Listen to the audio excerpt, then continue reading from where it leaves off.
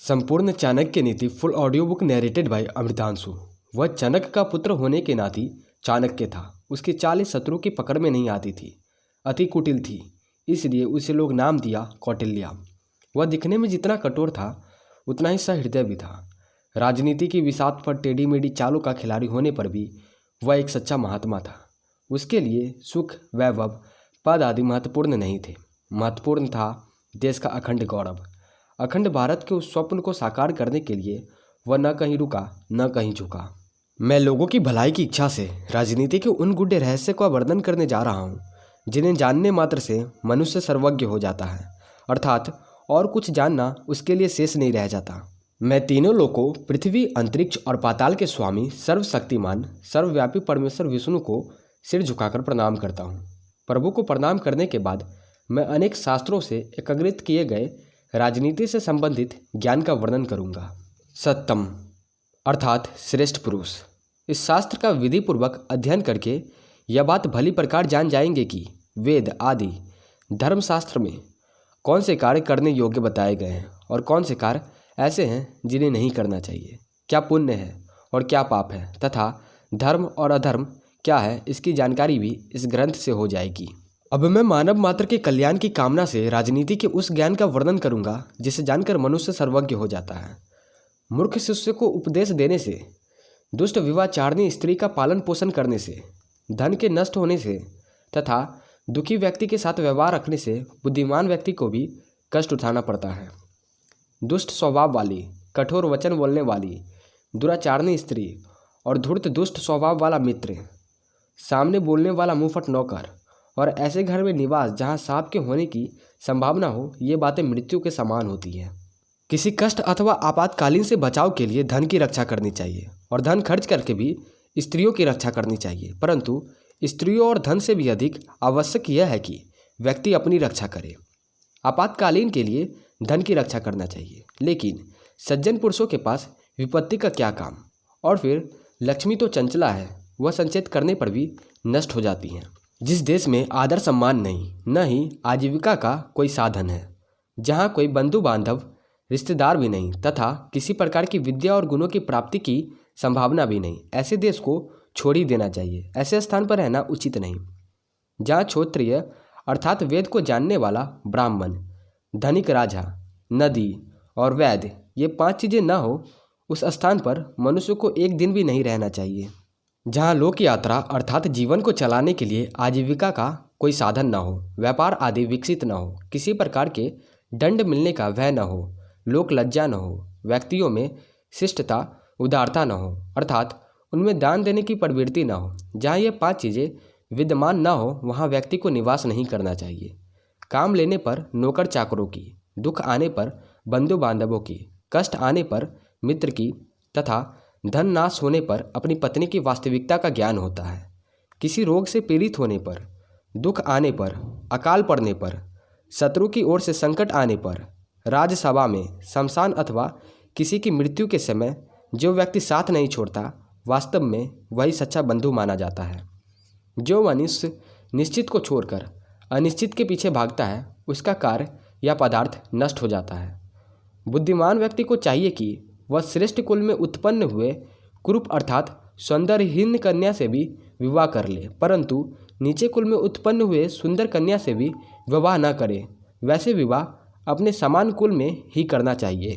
नखी नाम अर्थात बड़े बड़े नाखून वाले शेर और चीते आदि प्राणियों, विशाल नदियों, श्रृंखला नाम अर्थात बड़े बड़े सिंह वाले सांड आदि पशुओं, शस्त्र धारण करने वाले स्त्रियों तथा राजा से संबंधित कुल वाले व्यक्तियों का विश्वास कभी नहीं करना चाहिए। विष में भी यदि अमृत हो तो उसे ग्रहण कर लेना चाहिए। अपवित्र और अशुद्ध वस्तुओं में भी यदि सोना अथवा मूल्यवान वस्तु पड़ी हो तो वह भी उठा लेने योग्य होती है। यदि नीच मनुष्य के पास कोई अच्छी विद्या, कला अथवा गुण है तो उसे सीखने में कोई हानि नहीं है। इसी प्रकार दुष्ट कुल में उत्पन्न अच्छे गुणों से युक्त स्त्री रूपी रत्न को ग्रहण कर लेना चाहिए। पुरुषों की अपेक्षा स्त्रियों का आहार अर्थात भोजन 2 गुना होता है, बुद्धि 4 गुनी, साहस 6 गुना और काम वासना 8 गुना होती है।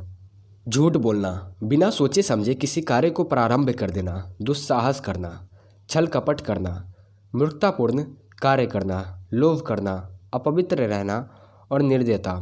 स्त्रियों में यह दोष पाए जाते हैं। वे सामान्य बात पर भी झूठ बोल सकती हैं, अपनी शक्ति का विचार न करके अधिक साहस दिखाती हैं, छल कपट पूर्ण कार्य करती हैं, मूर्खता, अधिक लोभ, अपवित्रता तथा निर्दयी होना, ये बातें हैं जो प्रायः स्त्रियों के स्वभाव में होती है। ये स्त्रियों के स्वाभाविक दोष है, अर्थात अधिकांश स्त्रियों में ये होती है। अब तो स्त्रियां शिक्षित होते जा रही हैं, समय बदल रहा है, लेकिन आज भी अधिकांश अशिक्षित स्त्रियां इन दोषों से युक्त हो सकती है। इन दोषों को स्त्री के समाज में स्थित और उसके परिणाम स्वरूप बने उनके मनोविज्ञान के संदर्भ में दिखाना चाहिए। भोजन के लिए अच्छे पदार्थ का प्राप्त होना, उन्हें खाकर पचाने की शक्ति होना, सुंदर स्त्री का मिलना, उसके उपभोग के लिए काम शक्ति होना, धन के साथ साथ दान देने की इच्छा होना, ये बातें मनुष्य को किसी महान तप के कारण प्राप्त होती है, जिसका बेटा वश में रहता है।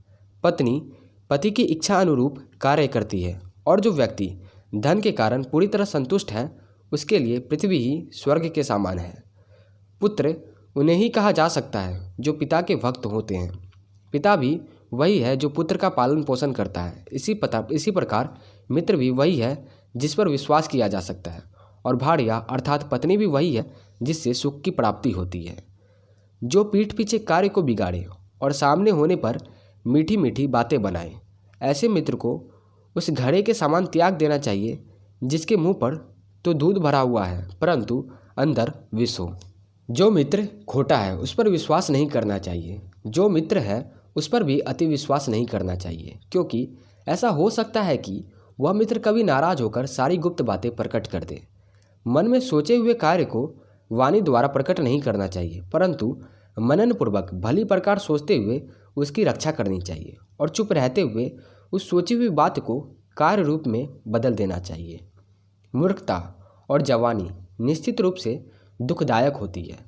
दूसरे के घर में निवास करना अर्थात किसी पर आश्रित होना तो अत्यंत कष्टदायक होता है। सभी पहाड़ों पर रत्न और मणियाँ नहीं मिलती, न ही प्रत्येक हाथी के मस्तक में गजमुक्ता नामक मणि होती है। प्रत्येक वन में चंदन भी उत्पन्न नहीं होता। इसी प्रकार सज्जन पुरुष सब स्थान पर नहीं मिलते हैं। बुद्धिमान लोगों को चाहिए कि वह अपने पुत्र और पुत्रियों को अनेक प्रकार के अच्छे गुणों से युक्त करे, उन्हें अच्छे कार्य में लगाए, क्योंकि नीति जानने वाले और अच्छे गुणों से युक्त सज्जन स्वभाव वाले व्यक्ति ही कुल में पूजनीय होते हैं। वे माता पिता बच्चों के शत्रु हैं जिन्होंने बच्चों को पढ़ाया लिखाया नहीं, क्योंकि अनपढ़ बालक विद्वानों के समूह में शोभा नहीं पाता, उसका सदैव तिरस्कार होता है। विद्वानों के समूह में उसका अपमान उसी प्रकार होता है जैसे हंसों के झुंड में बगुलों की स्थिति होती है। लाड़ दुलार से पुत्र में बहुत से दोष उत्पन्न हो जाते हैं। उनकी ताड़ना करने से अर्थात दंड देने से उनमें गुणों का विकास होता है। इसलिए पुत्रों और शिष्यों को अधिक लाड़ दुलार नहीं करना चाहिए, उनकी ताड़ना करते रहनी चाहिए। व्यक्ति को एक वेद मंत्र का अध्ययन, चिंतन अथवा मनन करना चाहिए। यदि वह पूरे मंत्र का चिंतन मनन नहीं कर सकता तो उसे आधे अथवा उसके एक भाग का, और यदि एक भाग का भी नहीं तो एक अक्षर का ही प्रतिदिन अध्ययन करे। ऐसा नीति शास्त्र का आदेश है। अपने दिन को व्यर्थ ना जाने दे। अध्ययन आदि अच्छे कार्यों को करते हुए अपने दिन को सार्थक बनाने का प्रयत्न करें। पत्नी का बिछड़ना, अपने बंधु बांधवों से अपमानित होना, कर्ज चढ़े रहना, दुष्ट अथवा बुरे मालिक की सेवा में रहना, निर्धन बने रहना, दुष्ट लोगों और स्वार्थियों की सभा अथवा समाज में रहना, ये सब ऐसी बातें हैं जो बिना अग्नि के शरीर को हर समय जलाती रहती है। जो वृक्ष बिल्कुल नदी के किनारे पैदा होती है, जो स्त्री दूसरे के घर में रहती है, और जिस राजा के मंत्री अच्छे नहीं होते हैं वे जल्दी ही नष्ट हो जाते हैं, इनमें कोई संशय नहीं है। ब्राह्मणों का बल विद्या है, राजाओं का बल उनकी सेना है, व्यापारियों का बल उनका धन और शूद्रों का बल दूसरों की सेवा करना है। वैश्या निर्धन पुरुषों को, प्रजा पराजित राजा को, पक्षी फलहीन वृक्षों को, और अचानक आया हुआ अतिथि भोजन करने के बाद घर को त्याग कर चले जाते हैं।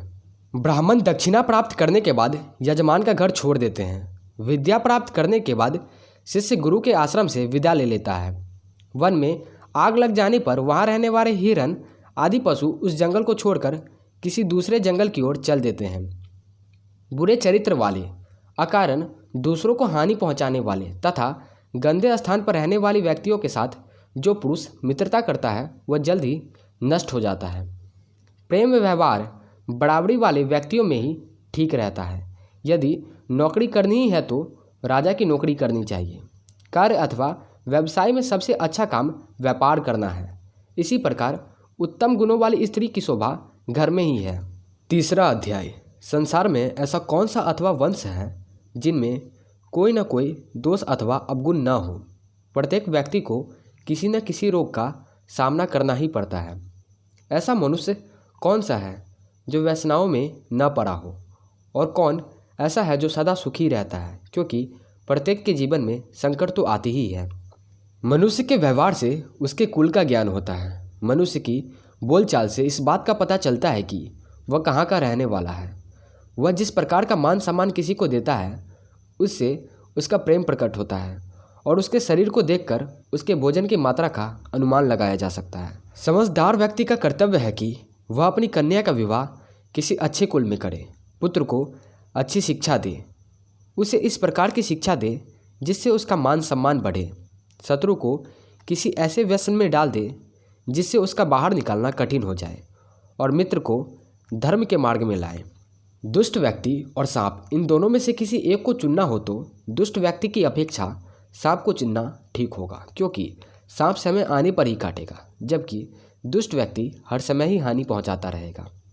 राजा लोग कुलीन व्यक्तियों को अपने पास इसलिए रखते हैं कि वे राजा की उन्नति के समय, उसका ऐश्वर्य समाप्त हो जाने पर तथा विपत्ति के समय भी उसे नहीं छोड़ते। समुद्र भी प्रलय की स्थिति में अपनी मर्यादा का उल्लंघन कर देता है और किनारे को लांघकर सारे प्रदेश में फैल जाता है, परंतु सज्जन व्यक्ति प्रलय के समान भयंकर विपत्ति और कष्ट आने पर भी अपनी सीमा में ही रहता है, अपनी मर्यादा नहीं छोड़ते। मूर्ख व्यक्तियों से दूर ही रहना चाहिए, क्योंकि मनुष्य दिखता हुआ भी वह दो पैरों वाले पशु के समान है। वह सज्जनों को उसी प्रकार कष्ट पहुंचाता रहता है जैसे शरीर में चुभा हुआ कांटा शरीर को निरंतर पीड़ा देता है। सुंदर रूप वाला, यौवन से युक्त, ऊंचे कुल में उत्पन्न होने पर भी विद्या से हीन मनुष्य सुगंध रहित ढाक अथवा टेसु के फूल की भांति उपेक्षित रहता है, प्रशंसा को प्राप्त नहीं होता।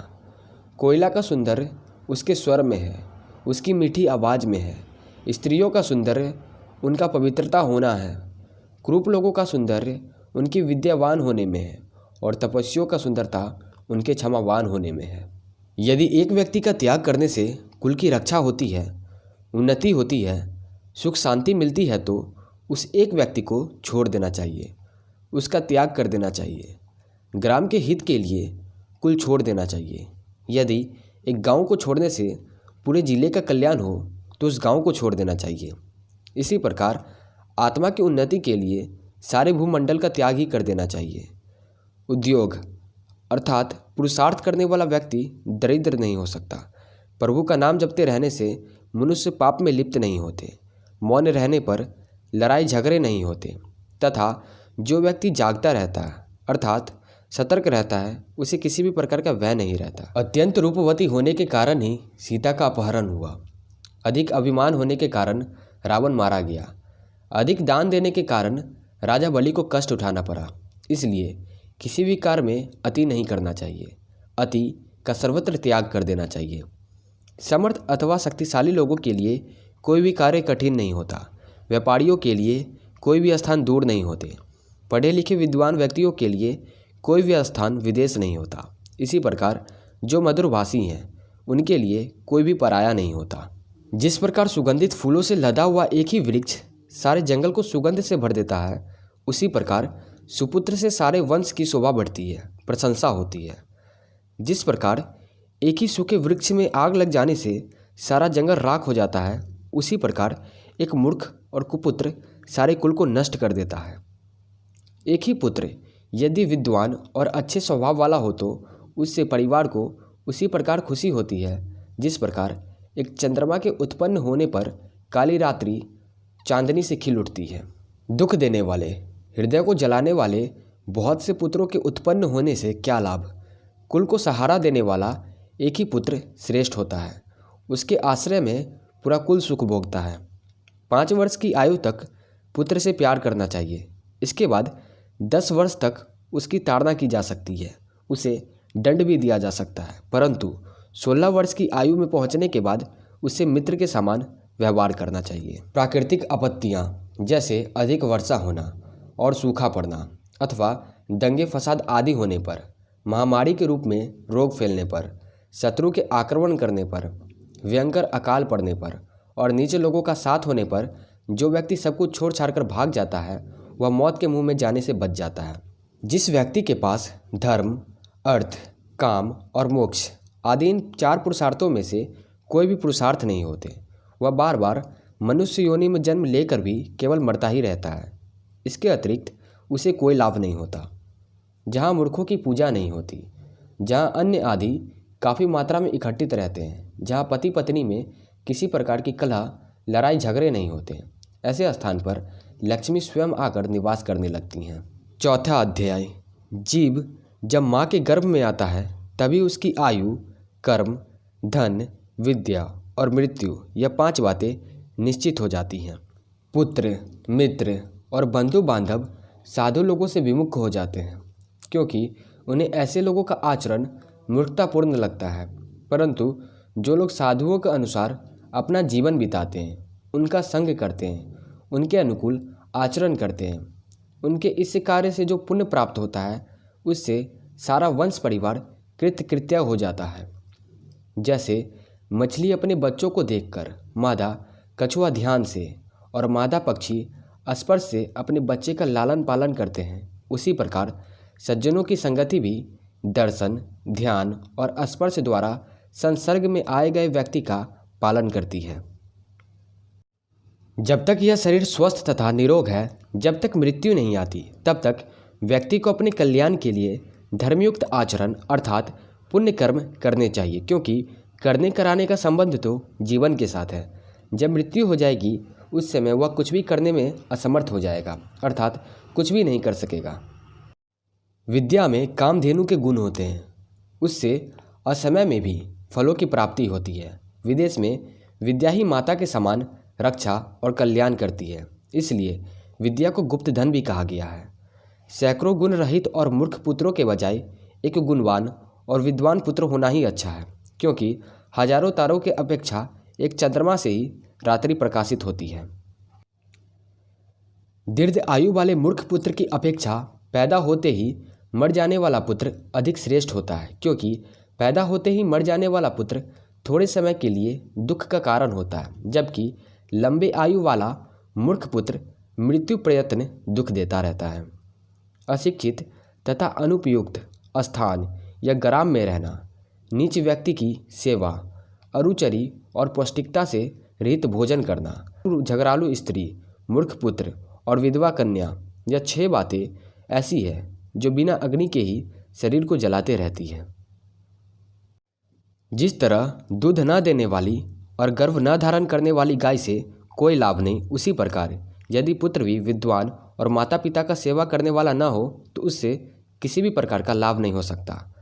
इस संसार में दुखी लोगों को 3 बातों से ही शांति प्राप्त हो सकती है: अच्छी संतान, पतिव्रता स्त्री और सज्जनों का संग। राजा एक ही बार आज्ञा देते हैं, पंडित लोग भी एक ही बार बोलते हैं, कन्या भी एक ही बार विवाह के समय दान में दी जाती है। तप अथवा किसी प्रकार की साधना का कार्य एक अकेला व्यक्ति ही अच्छा करता है। यदि 2 छात्र मिलकर पढ़े तो अध्ययन अच्छा होता है, और गाने के लिए यदि 3 व्यक्ति मिलकर अभ्यास करते हैं तो अच्छा रहता है। इसी प्रकार यदि यात्रा आदि पर जाना हो तो कम से कम 4 व्यक्ति को जाना चाहिए। खेती आदि कार्य ठीक प्रकार से चलने के लिए 5 व्यक्तियों की आवश्यकता होता है, जबकि युद्ध में यह संख्या जितना हो उतना ही अच्छा होता है। पति के लिए वही पत्नी उपयुक्त होती है जो मन, वचन और कर्म से एक जैसी हो, अपने कार्यों में निपुण हो। इसके साथ ही वह अपने पति से प्रेम रखने वाली तथा सत्य बोलने वाली होनी चाहिए। ऐसी स्त्री को श्रेष्ठ पत्नी माना जा सकता है। जिस घर में बेटा नहीं होता है वह घर शून्य माना जाता है।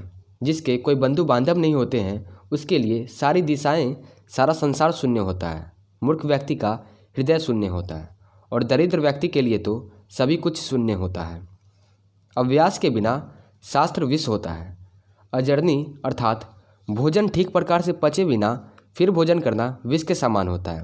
निर्धन और दरिद्र व्यक्ति के लिए समाज में रहना विष के समान होता है और बूढ़े पुरुषों के लिए युवती विष के समान होती है।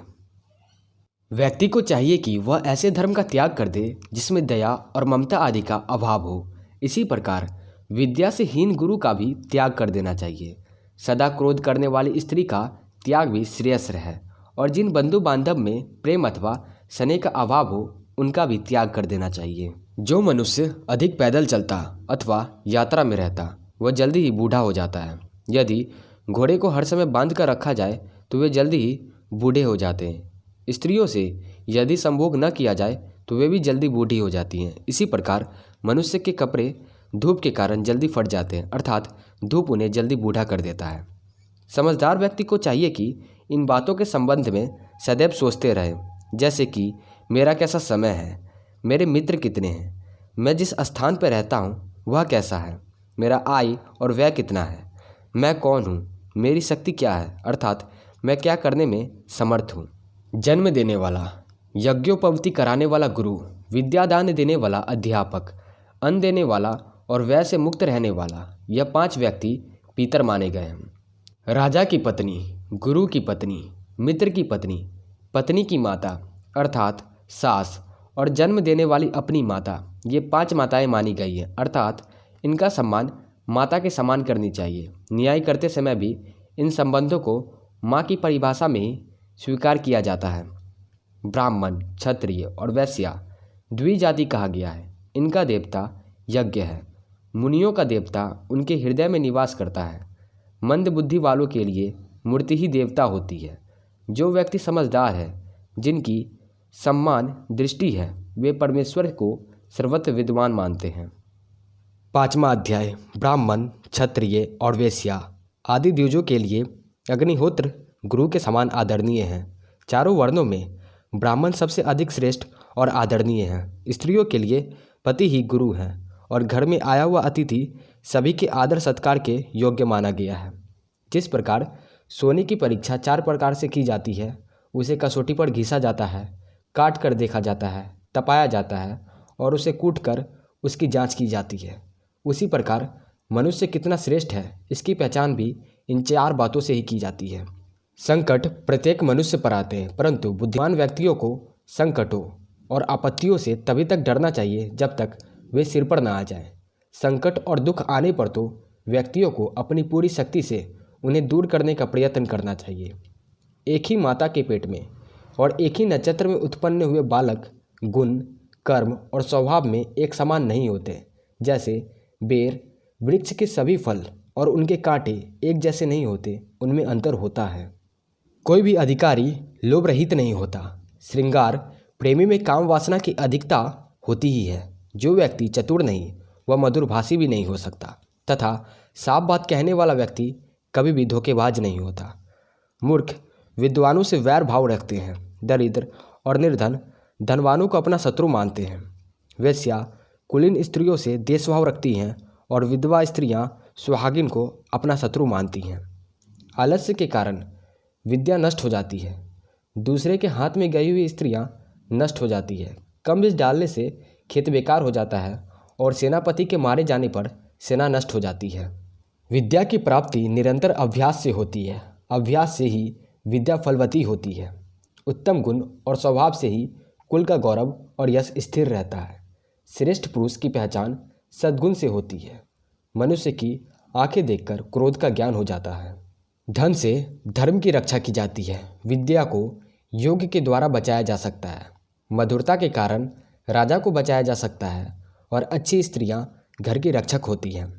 विद्वान व्यक्ति के पंडिताई की निंदा करने वाले, शास्त्रों द्वारा कहे गए श्रेष्ठ आचरण को व्यर्थ बताने वाले, धीर, गंभीर और शांत रहने वाले व्यक्तियों को ढोंगी और पाखंडी बताने वाले लोग हमेशा दुख उठाते हैं।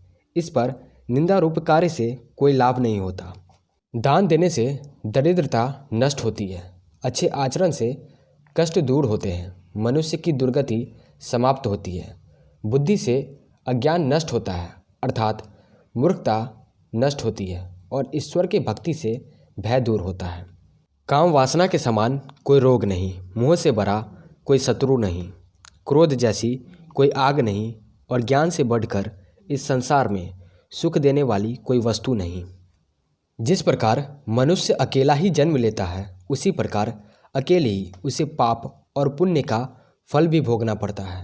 अकेले ही अनेक प्रकार के कष्ट भोगने पड़ते हैं अर्थात अकेले ही उसे नरक का दुख उठाना पड़ता है और अकेले ही वह मोक्ष को प्राप्त होता है। जिसे ब्राह्मण ज्ञान है उसके लिए स्वर्ग तिनके के समान अर्थात तुच्छ है। शूरवीर के लिए जीवन तिनके के समान होता है।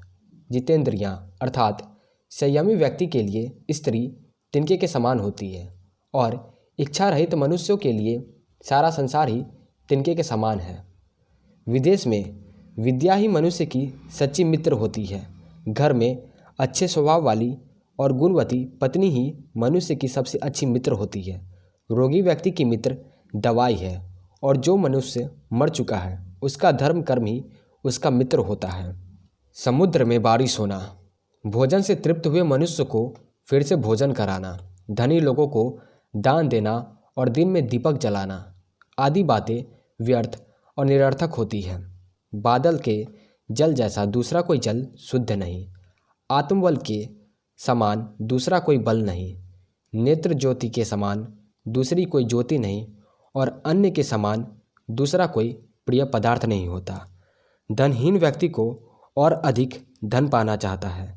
चौपाए अर्थात चार पैर वाले पशु चाहते हैं कि वे बोल सके, मनुष्य स्वर्ग चाहता है और देवता मोक्ष की कामना करते हैं। सत्य के कारण पृथ्वी स्थिर है, सूर्य भी सत्य के बल से प्रकाश देता है। सत्य से ही वायु बहती है, सब सत्य में ही स्थिर है। इस चराचर जगत में लक्ष्मी चलायमान अर्थात लक्ष्मी स्थिर नहीं रहती, नष्ट हो जाती है। प्राणी भी नाशवान है, जीवन और यौवन भी नष्ट होने वाले हैं। इस चराचर संसार में एकमात्र धर्म ही स्थिर है।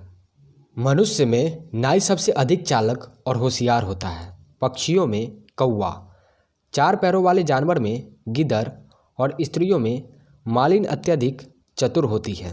छठा अध्याय। मनुष्य वेद आदि शास्त्रों को सुनकर धर्म के रहस्य को जान लेता है। विद्वानों की बात सुनकर दुष्ट व्यक्ति बुरे ढंग से सोचना छोड़ देता है। गुरु से ज्ञान प्राप्त कर मनुष्य संसार के बंधन से छूट जाता है। पक्षियों में कौवा, पशुओं में कुत्ता, मनुष्यों में क्रोध करने वाला और सामान्य जन में दूसरे लोगों की निंदा करने वाला व्यक्ति दुष्ट और चांडाल होता है।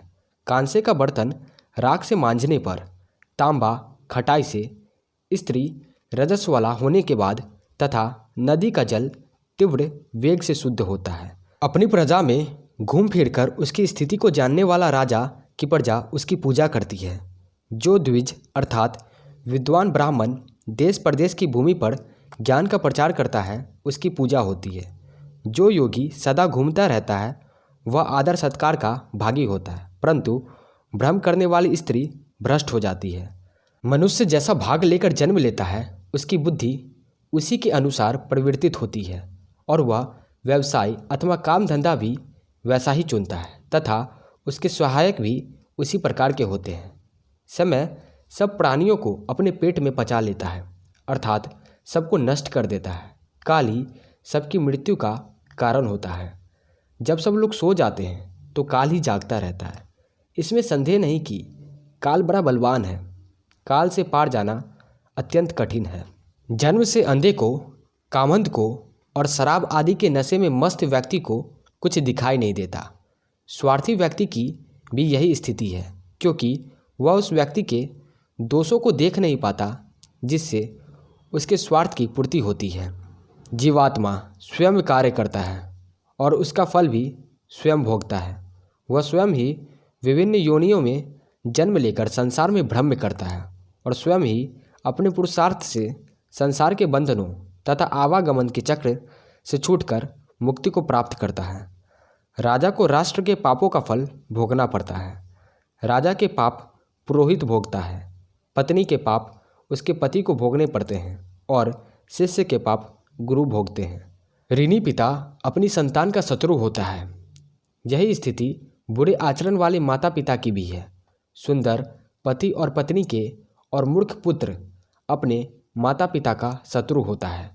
लोभी को धन देकर, अभिमानी को हाथ जोड़कर, मूर्ख को उसकी इच्छा अनुसार कार्य करके और विद्वान को सच्ची बात बताकर वश में करने का प्रयत्न करना चाहिए। बुरे राज्य की अपेक्षा किसी प्रकार का राज्य न होना अच्छा है।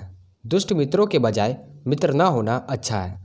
दुष्ट शिष्यों की जगह शिष्य न होना अधिक अच्छा है और दुष्ट पत्नी का पति कहलाने से अच्छा है कि पत्नी ना हो। दुष्ट राजा के शासन में प्रजा को सुख नहीं मिल सकता। धोखेबाज मित्र से सुख की प्राप्ति नहीं हो सकती। दुष्ट स्त्री को पत्नी बनाने से घर में सुख और शांति नहीं रह सकती। इसी प्रकार खोटे शिष्य को विद्या दान देने वाले गुरु को भी अपयश ही मिलता है। व्यक्तियों को शेर और बगुले से 1-1, मुर्गों से 4, कौवों से 5, कुत्ते से 6 और गधे से 3 गुण सीखने चाहिए। कार्य छोटा हो या बड़ा, व्यक्ति को सुर से उसमें पूरी शक्ति लगा देनी चाहिए। यह शिक्षा हम सिंह से ले सकते हैं। बुद्धिमान व्यक्ति को अपनी इंद्रियों को वश में करके समय के अनुरूप अपनी क्षमता को तौलकर बगुले के समान अपने कार्य को सिद्ध करना चाहिए। समय पर उठना, युद्ध के लिए सदा तैयार रहना, अपने बंधुओं को उनका उचित हिस्सा देना और स्वयं आक्रमण करके भोजन करना। मनुष्य को ये 4 बातें मुर्गों से सीखने चाहिए। छिपकर मैथुन करना, ठीक होना, समय समय पर कुछ वस्तुएं इकट्ठा करना, निरंतर सावधान रहना और किसी दूसरे पर पूरी तरह विश्वास नहीं करना। ये 5 बातें कौवे से सीखने योग्य है। बहुत भोजन करना लेकिन कम में भी संतुष्ट रहना, गहरी नींद लेकिन जल्दी से उठ बैठना, स्वामी भक्ति और बहादुरी, ये 6 गुण कुत्ते से सीखने चाहिए। व्यक्तियों को ये 3 बातें गधे से सीख लेनी चाहिए। अपने मालिक के लिए बोझ ढोना, सर्दी गर्मी की चिंता नहीं करना तथा सदा संतोष से अपना जीवन बिताना। जो व्यक्ति इन 20 गुणों को सीख लेता है अर्थात इन्हें अपने आचरण में ले आता है, वह सब कार्य और अवस्थाओं में विजय होता है अर्थात उसे किसी भी अवस्था में पराजय का मुख नहीं देखना पड़ता। 7वां अध्याय। एक बुद्धिमान व्यक्ति को चाहिए कि वह अपने धन के नष्ट होने को, मानसिक दुख को, घर के दोषों को, किसी व्यक्ति द्वारा ठगे जाने और अपना अपमान होने की बात किसी पर प्रकट न करे, किसी को भी न बताएं। जो व्यक्ति धन के लेन देन में, विद्या अथवा किसी कला को सीखने में, भोजन के समय अथवा व्यवहार में लज्जाहीन होता है अर्थात संकोच नहीं करता, वह सुखी रहता है। जो व्यक्ति संतोष रूपी अमृत से तृप्त है, मन से शांत है, उसे जो सुख प्राप्त होता है वह धन के लिए इधर उधर दौड़ धूप करने वाले को कभी प्राप्त नहीं होता। अपनी पत्नी, भोजन और धन, इन तीनों के प्रति मनुष्य को संतोष रखना चाहिए, परंतु विद्या, अध्ययन, तप और दान के प्रति कभी संतोष नहीं रखना चाहिए।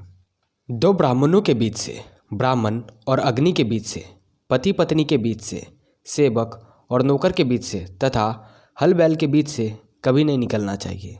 अग्नि, गुरु, ब्रह्मा, गाय, कुमारी कन्या, बूढ़ा आदमी और छोटे बच्चे, इन सब को पैर से कभी नहीं छूना चाहिए। बैलगाड़ी से 5 हाथ, घोड़े से 10 हाथ और हाथी से 100 हाथ दूर रहने में ही मनुष्य की भलाई है। लेकिन दुष्ट से बचने के लिए यदि स्थान विशेष का त्याग भी करना पड़े तो हिचकिचाना नहीं चाहिए। हाथी को अंकुश से वश किया जा सकता है, घोड़े को हाथ की थाप से सीधे रास्ते पर लाया जाता है, सींग वाले पशुओं को डंडा मारकर सीधे रास्ते पर लाया जा सकता है, परंतु दुष्ट व्यक्ति को हाथ में पकड़ी हुई तलवार से मारा जाना चाहिए, क्योंकि वह वश में नहीं आता, उसे नष्ट ही करना होता है। ब्राह्मण भोजन से तृप्त हो जाता है, मोर बादलों के गरजने पर, सज्जन दूसरे को संपन्न और सुखी देखकर, परंतु दुष्ट दूसरे को विपत्ति में पड़ा देखकर प्रसन्न होते हैं। बलवान शत्रु को अनुकूल तथा दुर्जन शत्रु को प्रतिकूल व्यवहार द्वारा अपने वश में करे। इसी प्रकार अपने समान बल वाले शत्रु को विनम्रता या बल द्वारा जो भी उस समय उपयुक्त हो अपने वश में करने का प्रयत्न करना चाहिए। राजा का बल अथवा शक्ति उसकी भुजाओं का बल है, ब्राह्मण का बल उसका ज्ञान है और स्त्रियों का बल रूप और यौवन के साथ साथ उसका सुमधुर व्यवहार है। मनुष्य को अत्यंत सरल और सीधा भी नहीं होना चाहिए। वन में जाकर देखो, सीधे वृक्ष काट दिए जाते हैं और टेढ़े मेढ़े गांठों वाले वृक्ष खड़े रहते हैं।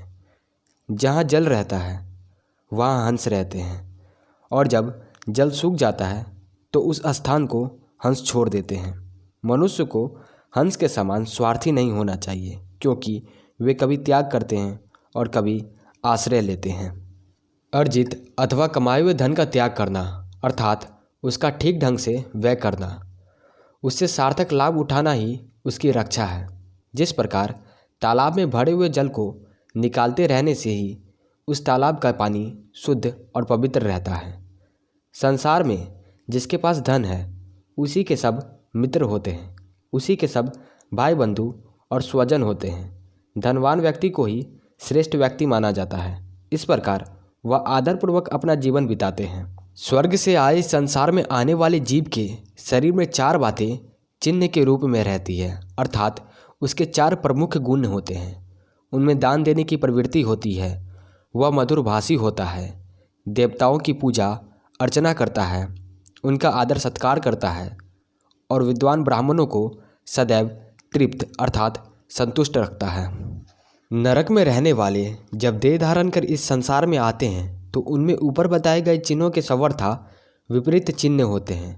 वे मधुरभाषी होने के बजाय अत्यंत क्रोधी स्वभाव के होते हैं, कड़वी बात कहते हैं, वे निर्धन होते हैं, अपनी परिवारजनों तथा मित्रों से वे द्वेष भाव रखते हैं, उनकी संगति में नीच लोग रहते हैं और वे नीच कुल वाले की सेवा करते हैं। यदि कोई मनुष्य सिंह की गुफा में पहुंच जाए तो वहां संभव है कि उसे हाथी के मस्तक का मोती गजमुक्ता प्राप्त हो जाए, लेकिन यदि कोई गीदड़ की गुफा में जाए तो वहां उसे किसी बछड़े की पूंछ का अथवा गधे की खाल का टुकड़ा ही प्राप्त होगा। विद्या के बिना मनुष्य का जीवन कुत्ते के उस पूंछ के समान है, जिससे न तो वह अपने शरीर के गुप्त भागों को ढक सकता है और न ही काटने वाले मच्छरों आदि को उड़ा सकता है। वाणी की पवित्रता, मन की शुद्धि, इंद्रियों का संयम, प्राणी मात्र पर दया, धन की पवित्रता मोक्ष प्राप्त करने वाले के लक्षण होते हैं। जैसे फूलों में सुगंध होती है, तिलों में तेल होता है, सूखी लकड़ी में अग्नि होती है, दूध में घी और ईख में गुड़ तथा मिठास होता है, वैसे ही शरीर में आत्मा और परमात्मा विद्यमान है। बुद्धिमान मनुष्य को विवेक का सहारा लेकर आत्मा और परमात्मा को जानने का प्रयत्न करना चाहिए। 8वां अध्याय। जो लोग संसार में केवल धन की इच्छा करते हैं वे अधम अर्थात नीच कोटि के होते हैं। मध्यम श्रेणी के लोग धन और सम्मान दोनों की इच्छा करते हैं, जबकि उत्तम कोटि के मनुष्य को केवल आदर सम्मान ही चाहिए होता है। गन्ना, पानी, दूध, कंदमूल, फल, पान तथा दवाइयों का सेवन करने के बाद भी स्नान आदि और धर्म कार्य किए जा सकते हैं। दीपक अंधकार को खाता है और उससे काजल की उत्पत्ति होती है। इसी प्रकार मनुष्य जैसा अन्न खाता है वैसी ही उसकी संतान उत्पन्न होती है।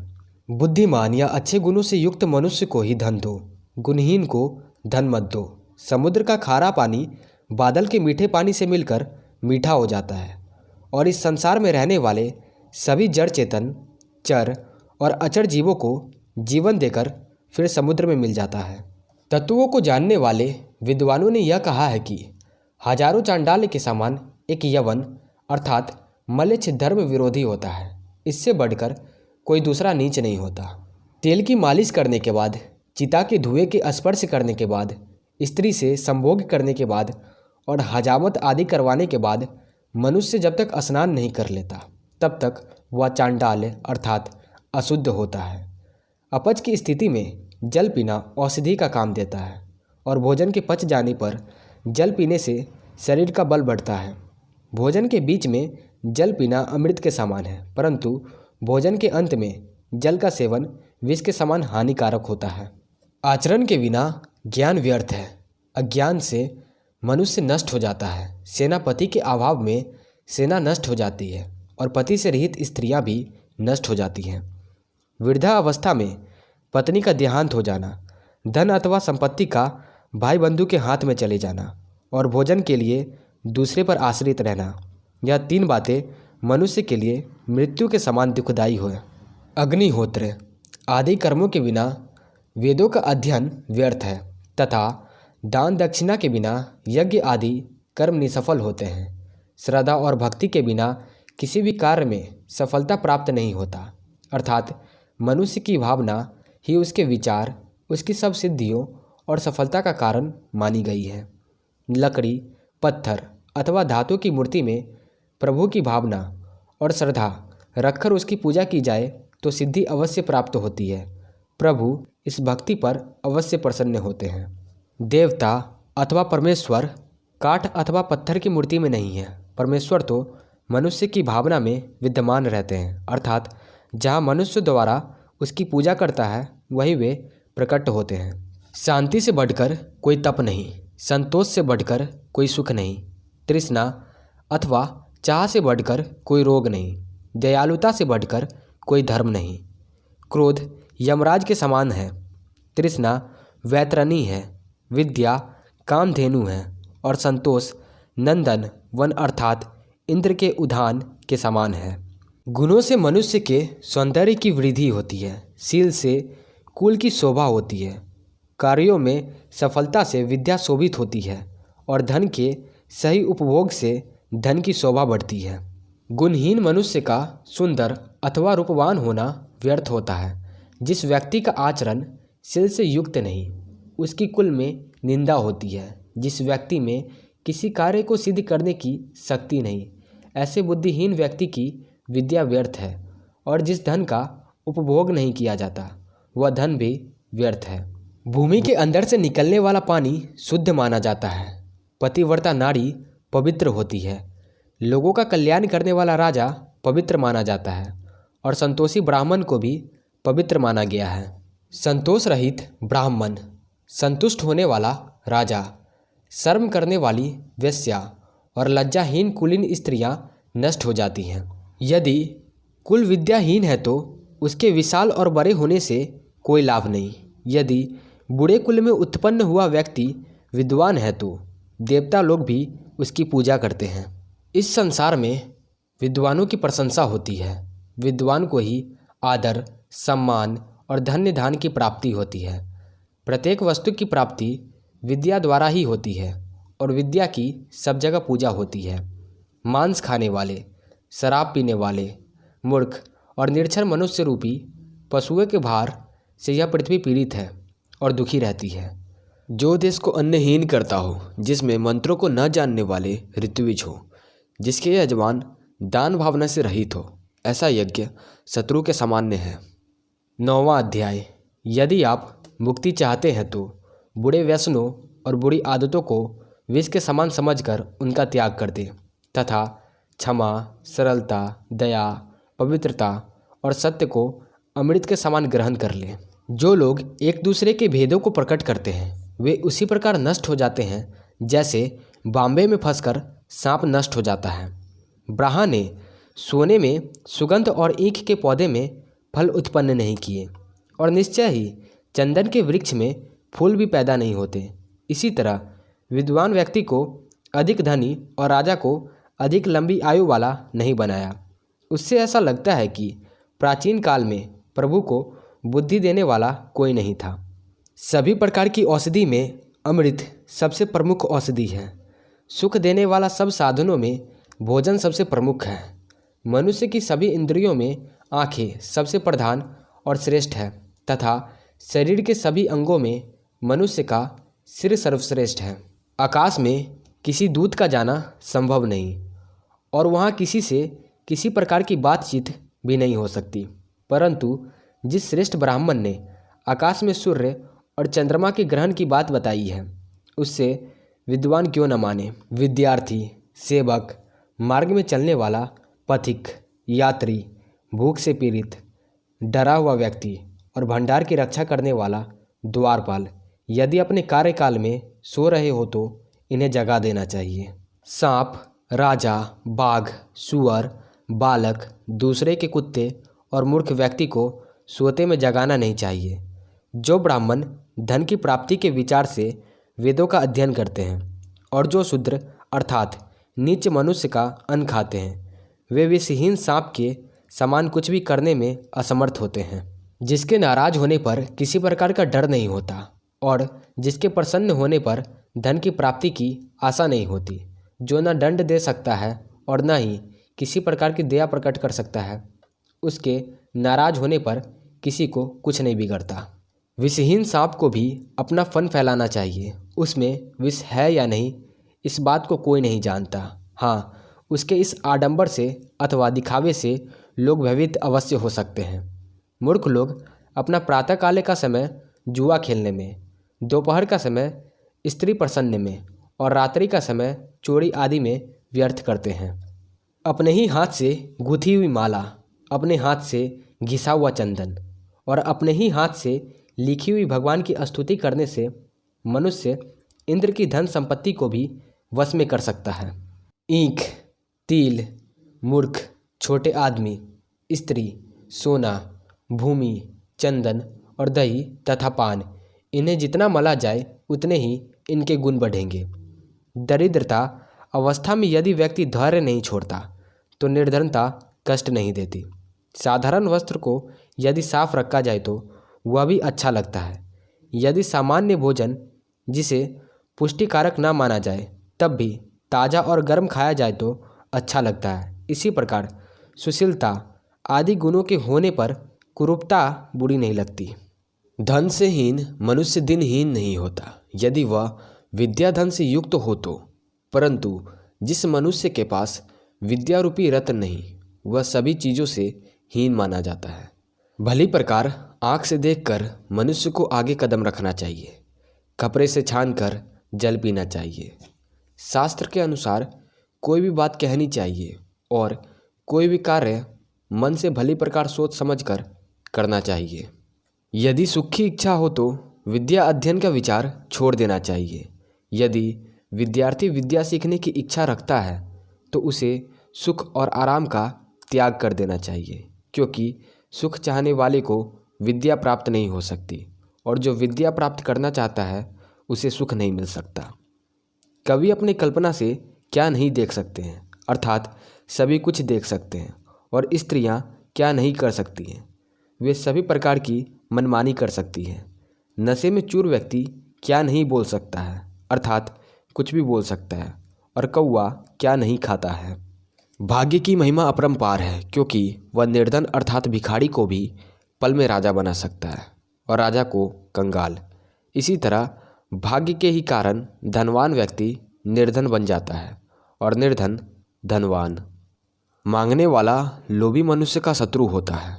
मूर्ख का शत्रु उन्हें सदुपदेश देने वाला होता है। व्यभिचारिणी स्त्रियों का शत्रु पति होता है और चोरों का शत्रु चंद्रमा। जिस मनुष्य के पास न विद्या है, न ही जिन्होंने किसी प्रकार का तप किया है, जिनमें न दान देने की प्रवृत्ति है, न ज्ञान, दया और नम्रता आदि भी नहीं है, गुण और धर्मचरण की भावना भी नहीं है, ऐसे मनुष्य पशु के रूप में इस संसार में विचरते हैं। जिन व्यक्तियों में किसी भी प्रकार की भीतरी योग्यता नहीं, अर्थात जो अंदर से खोखले हैं, बुद्धिहीन हैं, ऐसे व्यक्तियों को किसी भी प्रकार का उपदेश देना उसी प्रकार व्यर्थ होता है जिस प्रकार मलयाचल पर्वत से आने वाले सुगंधित हवा के झोंके का बांस से स्पर्श। जिस व्यक्ति के पास अपनी बुद्धि नहीं, शास्त्र उसका क्या कर सकेगा। आँखों से रहित को दर्पण का कोई लाभ नहीं हो सकता। इस संसार में ऐसा कोई उपाय नहीं जिससे दुर्जन व्यक्तियों को सज्जन बनाया जा सके। बिल्कुल उसी तरह जिस प्रकार गुदा को चाहे सैकड़ों प्रकार से और सैकड़ों बार धोया जाए फिर भी वह श्रेष्ठ अंग नहीं हो सकता। जो मनुष्य अपनी ही आत्मा से द्वेष रखता है वह स्वयं को नष्ट कर लेता है। दूसरों से द्वेष रखने से अपना धन नष्ट होता है। राजा से वैरभाव रखने से मनुष्य अपना नाश करता है और ब्राह्मणों से द्वेष रखने से कुल का नाश हो जाता है। भले ही मनुष्य सिंह और बाघ आदि हिंसक जानवरों से युक्त वन में निवास करे, किसी पेड़ पर अपना घर बना ले, वृक्षों के पत्ते और फल खाकर तथा पानी पीकर गुजारा कर ले, तिनकों की शाखा पर सो ले, फटे पुराने वृक्षों की छाल के कपड़े पहन ले, परंतु अपने भाई बंधुओं में धन से रहित अर्थात दरिद्र बनकर जीवन न बिताएं। ब्राह्मण एक वृक्ष के समान है और संध्या अर्थात प्रभु की उपासना और आराधना उसकी जड़ है। वेद उसकी शाखाएं हैं और धर्म कर्म उसके पत्ते हैं। इसलिए यत्नपूर्वक जड़ की रक्षा करनी चाहिए, क्योंकि जड़ के नष्ट हो जाने पर न शाखाएं रहेंगी न ही पत्ते। कमला देवी अर्थात लक्ष्मी जिसकी माता है और सर्वव्यापक श्री विष्णु जिसके पिता हैं, प्रभु के भक्त जिसके भाई बंधु हैं, ऐसे पुरुष के लिए तीनों लोक अपने ही देश के सामान्य हैं। रात्रि के समय अनेक रंग रूप वाले पक्षी एक वृक्ष पर आकर बैठते हैं। प्रातःकाल के समय वे सभी 10 दिशाओं में उड़ जाते हैं। ऐसे में क्या शोक करना। जिसके पास बुद्धि अर्थात ज्ञान है, उसके पास ही बल होता है। बुद्धिहीन व्यक्ति के पास बल कहाँ। जंगल में अपनी शक्ति के मद में मस्त सिंह को एक खरगोश ने मार डाला। यदि भगवान विष्णु को सारे संसार का पालन पोषण करने वाला कहा गया है, तो मुझे इस जीवन में किसी बात की चिंता करने की आवश्यकता नहीं।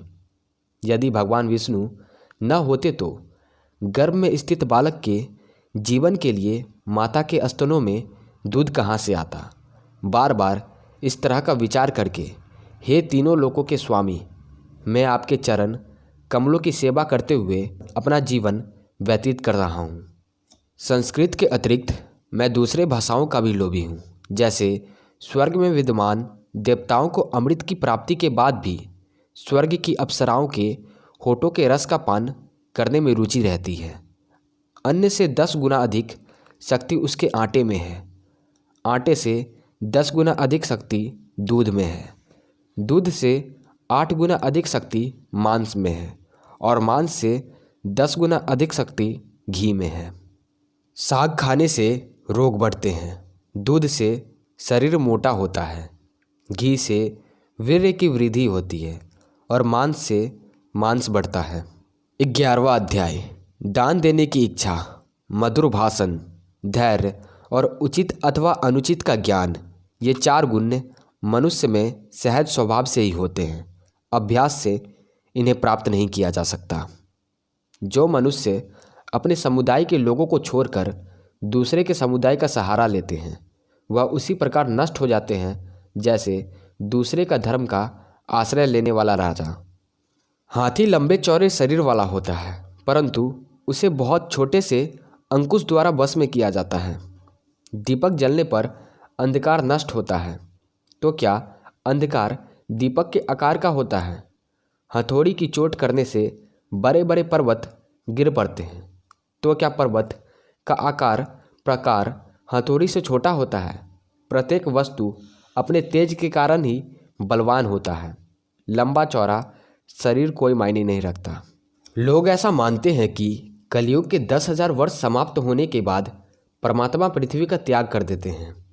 उसके आधे अर्थात 5,000 वर्ष समाप्त होने पर गंगा का जल पृथ्वी को छोड़ देता है और उसके आधे वर्ष समाप्त होने पर गांव का देवता गांव छोड़कर चला जाता है। जिस व्यक्ति के घर में अधिक आसक्ति है, घर में अधिक मोह और लगाव है, उसे विद्या की प्राप्ति नहीं हो सकती।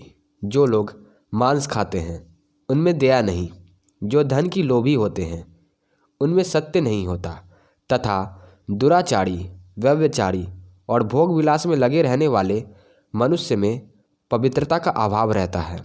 जिस प्रकार नीम के वृक्ष को दूध और घी से सींचने पर भी उनमें मिठास पैदा नहीं होते, उसी प्रकार दुर्जन व्यक्ति को अनेक प्रकार से समझाने बुझाने पर भी सज्जन नहीं हो पाता। जिस दुष्ट का अंतकरण काम वासना आदि मलों से भरा हुआ है, ऐसा मनुष्य यदि सैकड़ों बार भी तीर्थ स्नान करे तो भी पवित्र नहीं हो सकता। बिल्कुल उसी तरह जिस प्रकार शराब रखने वाला बर्तन आग पर जलाने से भी शुद्ध नहीं हो सकता। जिसे किसी के गुणों की श्रेष्ठता का ज्ञान नहीं, वह सदा उनकी निंदा करता रहता है।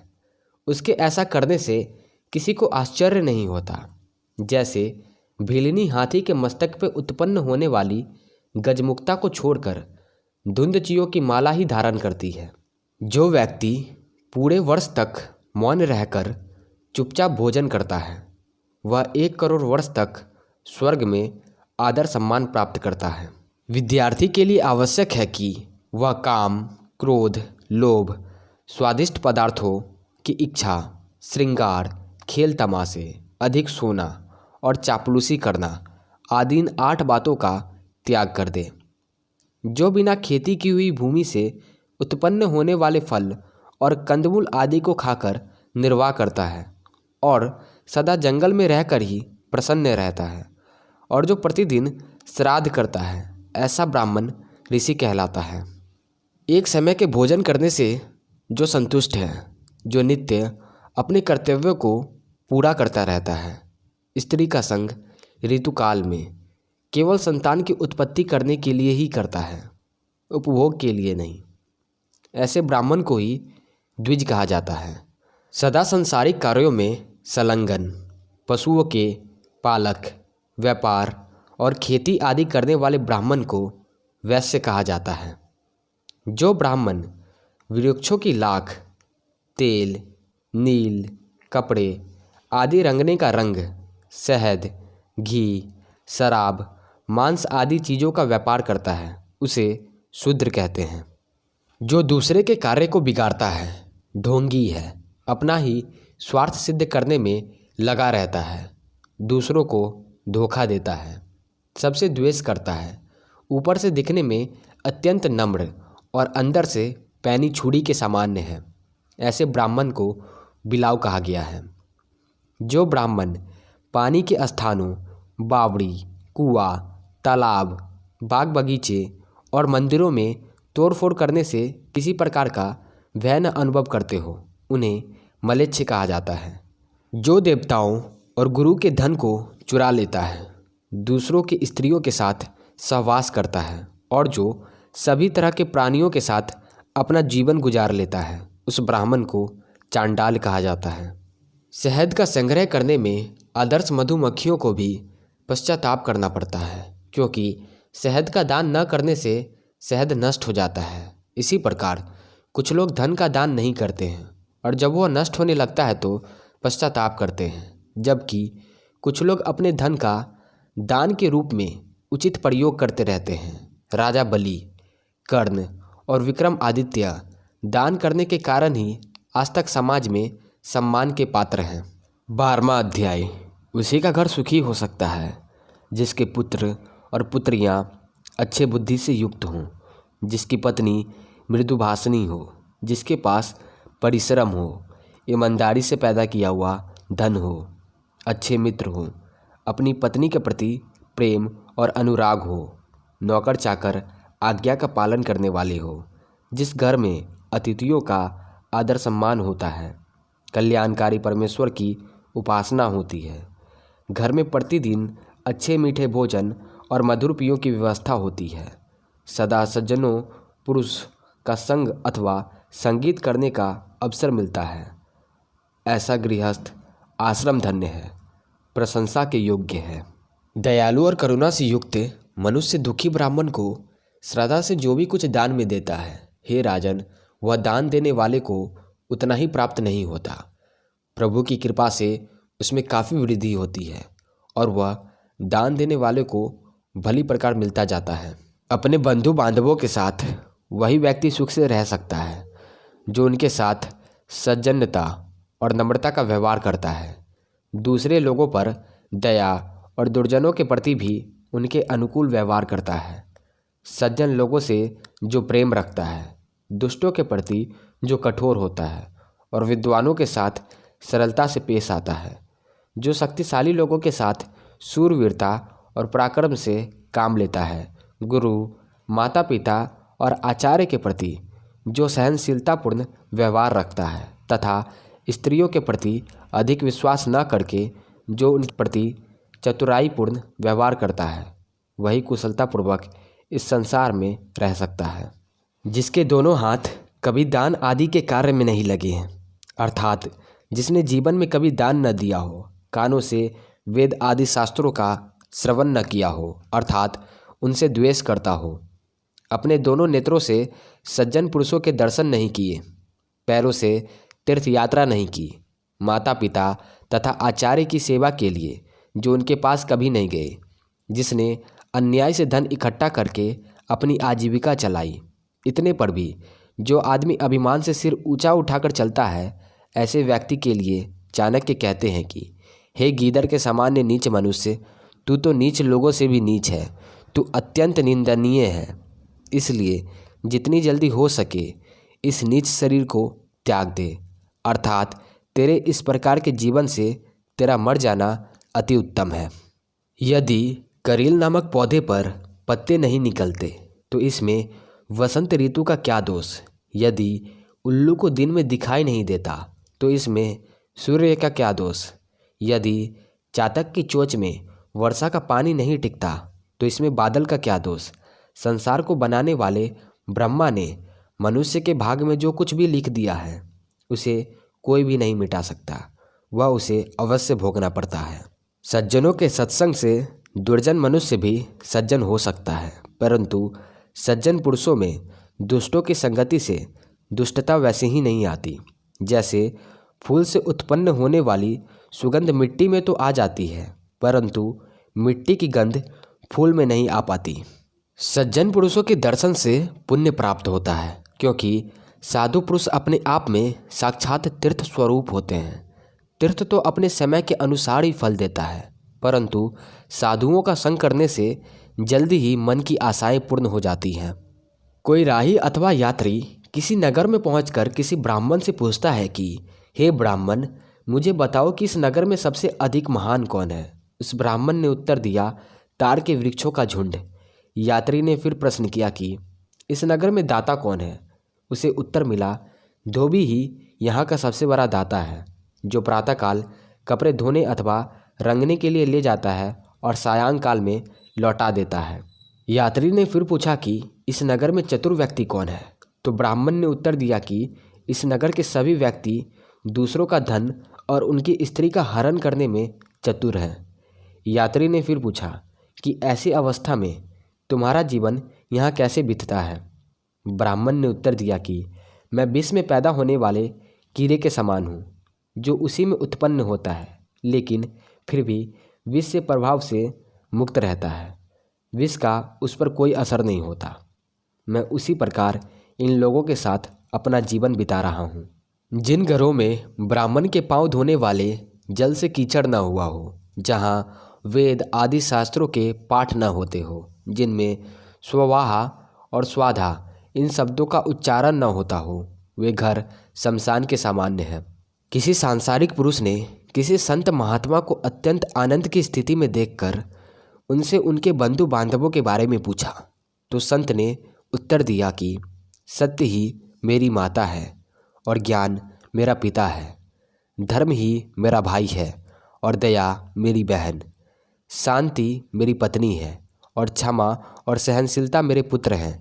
यह छह ही मेरे परिवार के सदस्य हैं, मेरे बंधु बांधव हैं, मेरे रिश्तेदार हैं। यह शरीर अनित्य है, अर्थात नाशवान है। धन संपत्ति भी सदा किसी के पास स्थिर नहीं रहती। मृत्यु सदैव प्रत्येक के पास रहती है। इसलिए प्रत्येक व्यक्ति को धर्मचरण करना चाहिए। किसी ब्राह्मण के लिए भोजन का निमंत्रण मिलना ही उत्सव है। गौ के लिए ताजी नई घास प्राप्त होना ही उत्सव के सामान्य है। पति में उत्साह की वृद्धि होते रहना ही स्त्री के लिए उत्सव के सामान्य है। और मेरे लिए तो श्री कृष्ण के चरणों में अनुराग ही उत्सव के सामान्य है। जो व्यक्ति दूसरी की स्त्रियों को माता के समान देखता है, दूसरे के धन को मिट्टी के ढेले के समान समझता है और संसार के सभी प्राणियों को अपनी आत्मा के समान देखता है, वास्तव में वही यथार्थ को देखता है। धर्म में निरंतर लगे रहना, मुख से मीठे वचन बोलना, दान देने में सदैव उत्सुक रहना, मित्र के प्रति कोई भेदभाव न रखना, गुरु के प्रति नम्रता और अपने हृदय में गंभीरता, अपने आचरण में पवित्रता, गुणों के ग्रहण करने में रुचि, शास्त्रों का विशेष ज्ञान, रूप में सौंदर्य और प्रभु में भक्ति आदि का होना, ये गुण सज्जन पुरुषों में ही दिखाई देते हैं।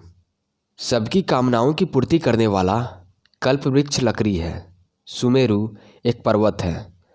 चिंताओं को दूर करने वाली मणि चिंतामणि एक पत्थर है। सूर्य भयंकर रूप से प्रचंड किरणों वाला है। चंद्रमा की कलाएं छिन्न होती रहती है। समुद्र खारा है। कामदेव का कोई शरीर नहीं। दानशील बलि दैत्य है। कामधेनु अर्थात सबकी इच्छा पूर्ण करने वाली गाय एक पशु है। मैं इन सब को आपके समान अर्थात आपके बराबर नहीं समझता। हे प्रभु राम, आपकी तुलना किसके साथ की जाए, अर्थात आप अतुलनीय हैं। व्यक्ति सभी स्थानों से कुछ न कुछ सीख सकता है। उसे राजपुत्रों से नम्रता और सुशीलता, विद्वानों से प्रिय वचन बोलना, जुआरियों से मिथ्या भाषण अर्थात सही स्थिति का पता न लगने देना और स्त्रियों से छल करना सीखना चाहिए। जो व्यक्ति बिना विचारे और बिना देखे शक्ति से अधिक खर्च करता है, निर्बल होने पर भी जो लड़ाई झगड़े में रुचि रखता है, सभी वर्णों की स्त्रियों से जो संभोग के लिए उतावला रहता है, वह जल्दी ही नष्ट हो जाता है। बुद्धिमान मनुष्य को भोजन प्राप्ति के संबंध में चिंता नहीं करनी चाहिए। उसे केवल धर्म कर्म के संबंध में चिंतन करना चाहिए, क्योंकि मनुष्य के जन्म के समय ही भोजन का प्रबंध हो जाता है, प्रारब्ध द्वारा कर दिया जाता है। जैसे बूंद बूंद से घड़ा भर जाता है, उसी प्रकार निरंतर इकट्ठा करते रहने से धन, विद्या और धर्म की प्राप्ति होती है। जो व्यक्ति दुष्ट है वह परिपक्व अवस्था का हो जाने पर भी दुष्ट ही बना रहता है। जैसे इंद्रायण का फल पक जाने पर भी मीठा नहीं होता, कड़वा ही बना रहता है। 13वां अध्याय। मनुष्य को यदि एक मुहूर्त अर्थात 48 मिनट का जीवन मिले तो उसे उत्तम और पुण्य कार्य करते हुए जीवित रहना चाहिए, क्योंकि ऐसा ही जीवन उत्तम है। परंतु इस लोक और परलोक में दुष्ट कर्म करते हुए हजारों वर्ष जीना भी व्यर्थ है। जो बातें बीत चुकी है उन पर शोक नहीं करना चाहिए और भविष्य की चिंता नहीं करनी चाहिए। बुद्धिमान लोग वर्तमान समय के अनुसार कार्य में लगे रहते हैं। देवता, सज्जन और पिता स्वभाव से संतुष्ट होते हैं, बंधु बांधव अच्छे खान पान से, जबकि पंडित मधुर भाषण से ही प्रसन्न हो जाते हैं। महात्माओं और सज्जनों का चरित्र बड़ा विचित्र होता है। वे धन को तिनके के समान समझते हैं, परंतु तब उसके भार से वह झुक जाते हैं अर्थात विनम्र बन जाते हैं जब वह आता है। जिसका किसी के प्रति स्नेह अथवा प्रेम होता है, उसी से उसको भय भी होता है। स्नेह अथवा प्रेम ही दुख का आधार है। स्नेह ही सारे दुखों का मूल्य कारण है। इसलिए उन स्नेह बंधनों को त्याग कर सुखपूर्वक रहने का प्रयत्न करना चाहिए।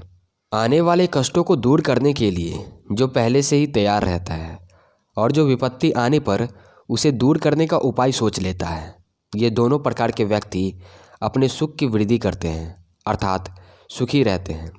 तथा जो यह सोचता है कि जो भाग्य में लिखा है वही होगा, ऐसा व्यक्ति नष्ट हो जाता है। राजा के धर्म तमा होने पर प्रजा भी धार्मिक आचरण करती है। राजा के पापी होने पर प्रजा भी पाप में लग जाती है। राजा उदासीन रहता है तो प्रजा भी उदासीन रहने लगती है, क्योंकि प्रजा वैसे ही आचरण करती है जैसा राजा करता है। चाणक्य कहते हैं कि मैं धर्म से रहित अधर्मी व्यक्ति को जीवित रहने पर भी मरे हुए के समान समझता हूँ, जबकि धर्मयुक्त मनुष्य मृत्यु के बाद भी जीवित रहता है। इस बात में किसी प्रकार का संदेह नहीं।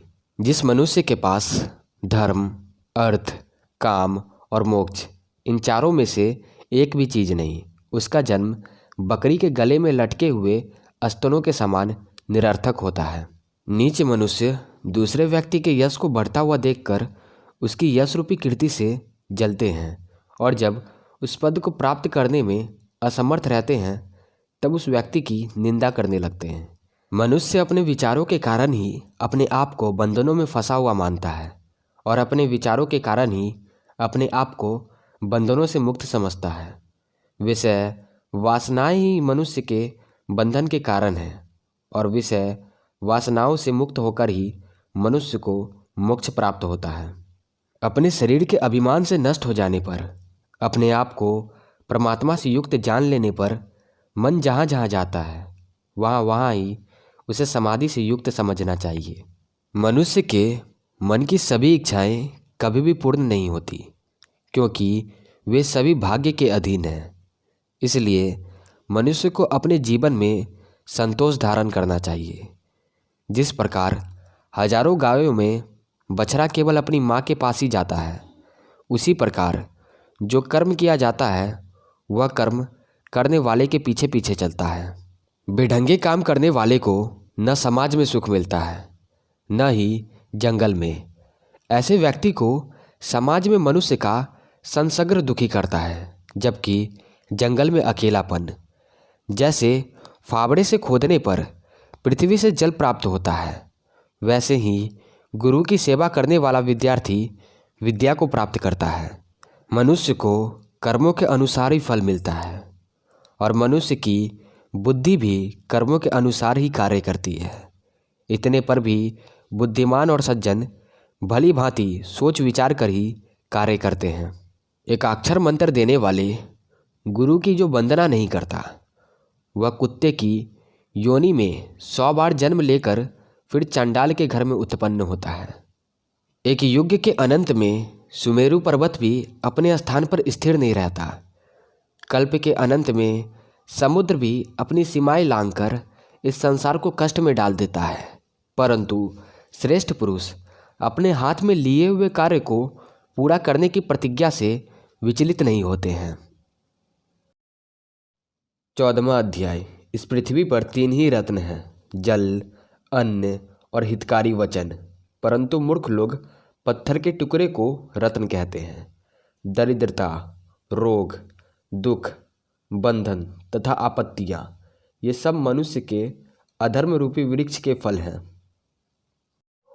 धन भी पुनः प्राप्त हो सकता है, मित्र भी मिल सकते हैं, पत्नी भी फिर से मिल सकती है। ये सब वस्तुएं मनुष्य को बार बार प्राप्त हो सकती है, परंतु यह शरीर बार बार प्राप्त नहीं हो सकता। निश्चित रूप से बहुत से मनुष्य मिलकर शत्रु को जीत सकते हैं।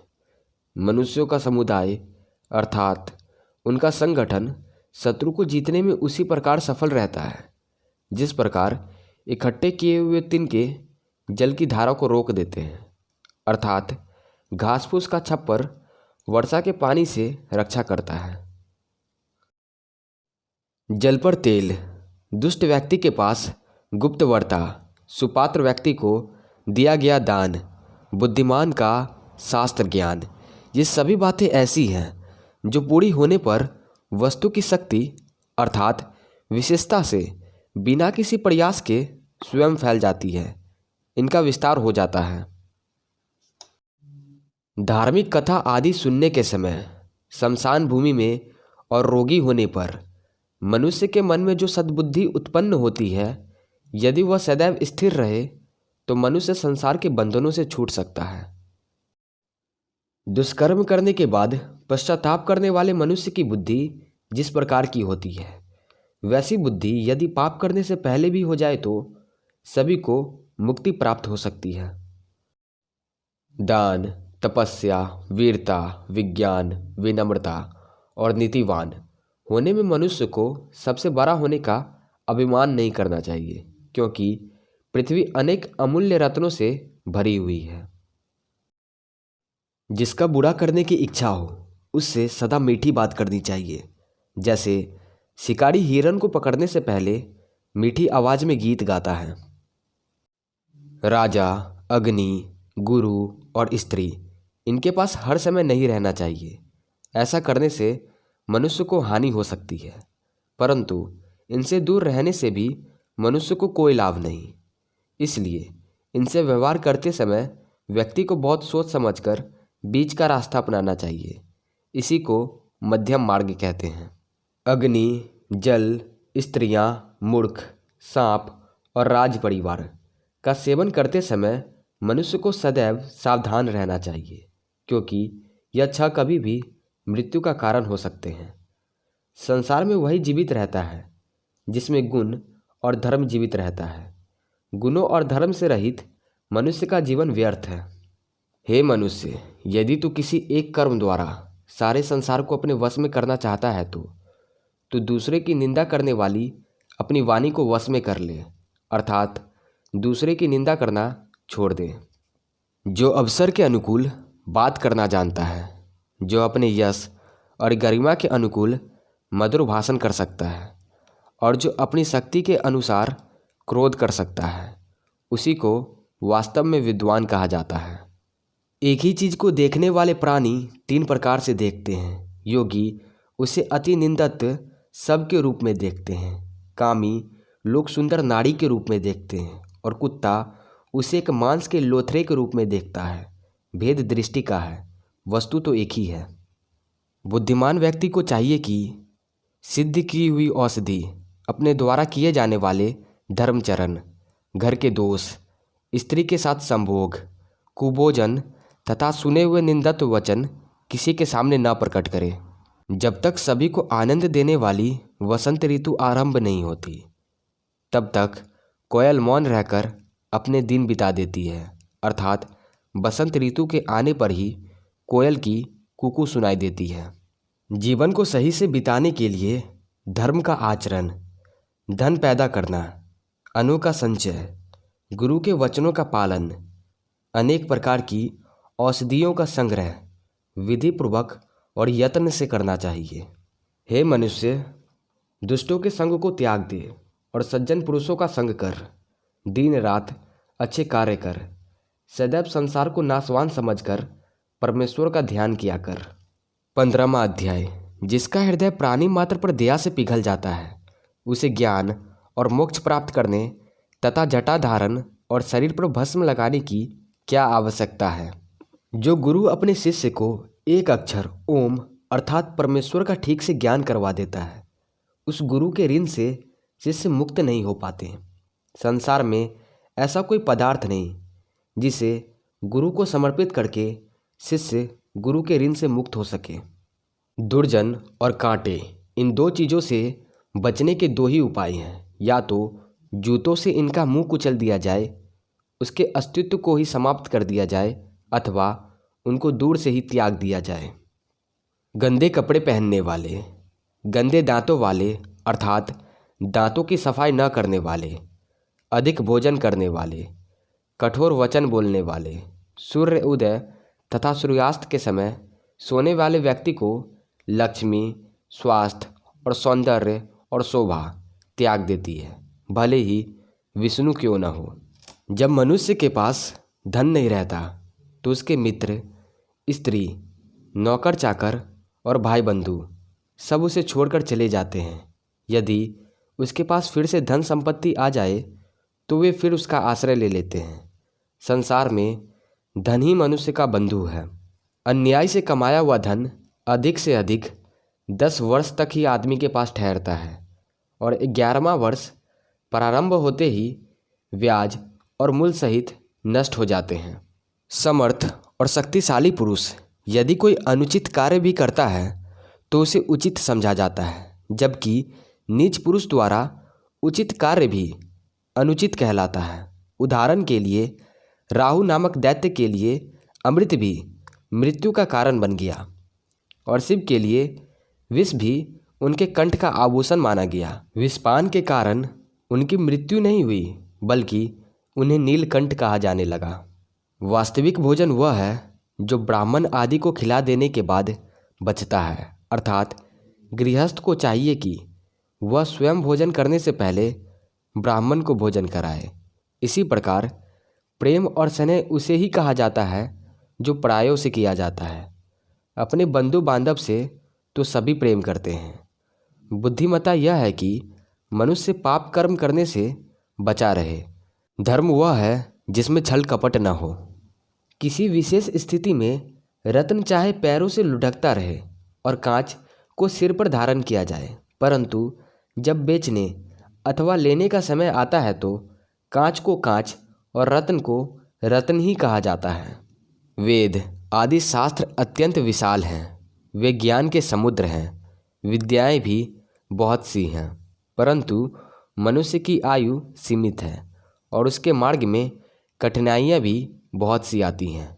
इसलिए उसके लिए उचित है कि वह शास्त्रों के सारभूत बातों को उसी प्रकार ग्रहण कर ले जिस प्रकार हंस पानी मिले दूध से दूध ग्रहण कर लेता है। दूर से चलकर आने वाला यात्री थका हुआ होता है। बिना किसी स्वार्थ के घर में आई हुई अतिथि की पूजा किए बिना जो घर का स्वामी स्वयं भोजन कर लेता है, उसे निश्चय ही चांडाल कहा जाता है।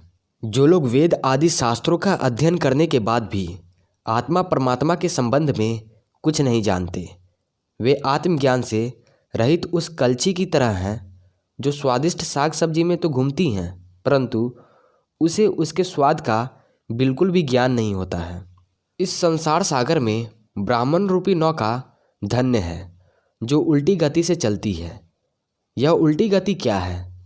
जो इस नाव के नीचे रहते हैं वे सब तो भव सागर से पार उतर जाते हैं, और जो नाव के ऊपर चढ़ते हैं उनका पतन होता है।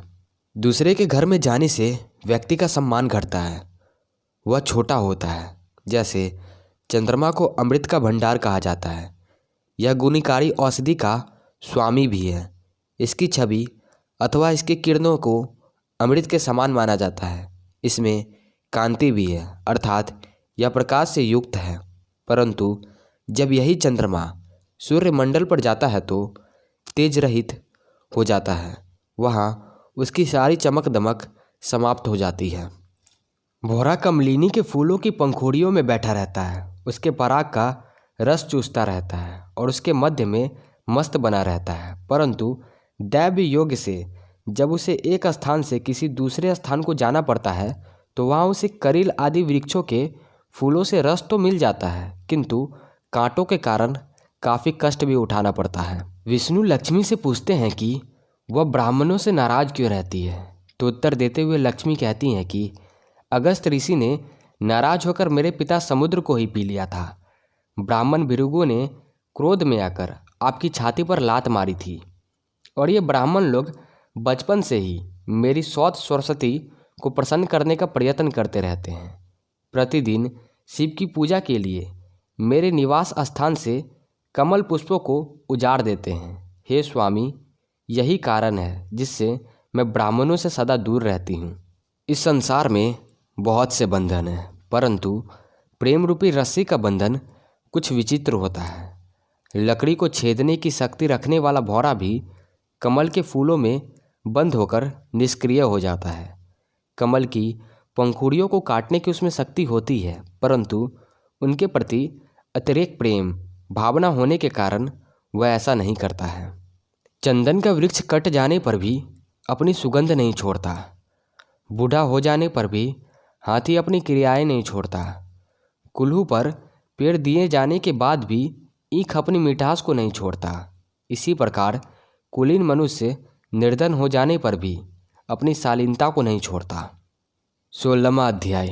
जिस मनुष्य ने संसारी रूपी जाल को काटने के लिए प्रभु के स्वरूप का ध्यान नहीं किया, जिसने स्वर्ग के द्वार खोलने के लिए धर्म रूपी धन का संग्रह नहीं किया, जिसने स्वप्न में भी नाड़ी के सुंदर स्तनों और जंघाओं का आलिंगन नहीं किया, वह माता के यौवन रूपी वृक्ष को काटने वाले कुल्हारे का काम करता है।